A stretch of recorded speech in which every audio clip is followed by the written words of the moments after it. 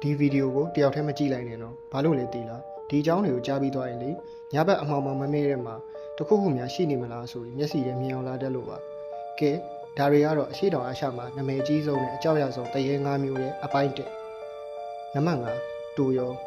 သူ့ရုပ်ကခလေးလေးတယောက်လိုပဲဒါပေမဲ့လူသားတယောက်တော့မဟုတ်ဘူးနော်လူတွေပြောချတာကသူ့ကိုအောင်လန်းဆရာတွေကမွေးမြူထားတာဖြစ်တယ်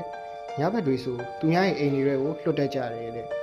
သူကအိမ်ထဲဝင်လာရင်လေတကားလည်းမခောက်ဘာတမ်းမှလည်းမကြားရဘူးရုပ်တရက်ကြီးပေါ်လာပြီးတင်းအိမ်နေတာကိုအသာလေးထိုင်ကြည့်နေတတ်တာမျိုးပြီးရင်တော့တင်းစီကနေပတ်စံတွေကိုဖြည်းဖြည်းချင်းယူသွားတော့တာပဲအဆိုးဆုံးကဘာလဲသိလားတချို့လူတွေကသူ့ကိုကြောက်ရကောင်းမှမသိပဲကိုယ့်အိမ်မှာတော့အခိုင်းစီနေနဲ့ပြန်မွေးထားကြတာပဲဖြစ်ပါတယ်နံပါတ်4ဖီထိုင်ဟုံးသူကတာမန်တရေမျိုးမဟုတ်ဘူးဒေါသတွေအာဃာတတွေအညှိုးတွေကနေဖြစ်လာတဲ့ဝိညာဉ်ဆိုတစ်ကောင်မတော်တဆဖြစ်တာအသက်ခံရတာတစ္ဆာဖောက်ခံရတာတွေကနေအချိန်မတန်မဲ့ရုတ်တရက်အကျန်းဖက်ခံရပြီးတည်ဆုံးသွားတဲ့သူတွေဖြစ်ကြတယ်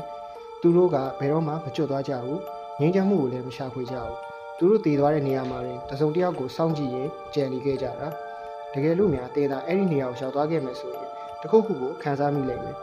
လေတို့ကလေးလံအိုက်ဆက်ပြီးတိတ်ဆိတ်နေတဲ့ခံစားချက်မျိုးဘာကြောင့်မှမရှိပဲရုတ်တရက်ကြီးကြောက်လန့်လာတာမျိုးပေါ့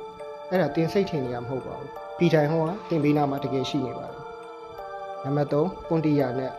သူကအရန်လာတဲ့မိန်းကလေးတယောက်ပုံစံနဲ့ပေါ်လာတတ်တယ်အတန်လေးကနူးနူးညံ့ညံ့အသားရည်ကဖြူဖြူဖြော့ဖြော့နဲ့သပင်အရှိကြီးခြာထားတတ်တယ်ဒါပေမဲ့တေချာအာယုံဆက်ပြီးနားထောင်ကြည့်လိုက်တော့အဝေးကြီးကနေသူငိုနေတဲ့အတန်ကိုကြားနေရပြီအဲ့ဒါဆိုရင်တော့သူတည့်အနာကိုစတင်လာနေပြီပဲဖြစ်ပါတယ်အရန်ကိုနီးနီးကက်ကက်လေးမှရှိနေလိမ့်မယ်သူတည့်ုံရှာတွေ့သွားတဲ့အချိန်မှာတော့ခုနအလှပတွေအကုန်ပျောက်သွားလိမ့်မယ်မျက်နှာကြီးကကြောက်စရာကောင်းလောက်အောင်ပုံပြတ်သွားပြီးသူ့ရဲ့ဆူးရှားတဲ့အော်တန်ကြီးကညတစ်ခုလုံးကိုဖုံးလွှမ်းသွားလိမ့်မယ်အဲ့ဒီအချိန်ရောက်လာပြီဆိုရင်တော့တင်းအတွက်အရာအလုံးနောက်ကျသွားပြီဖြစ်ပါတယ်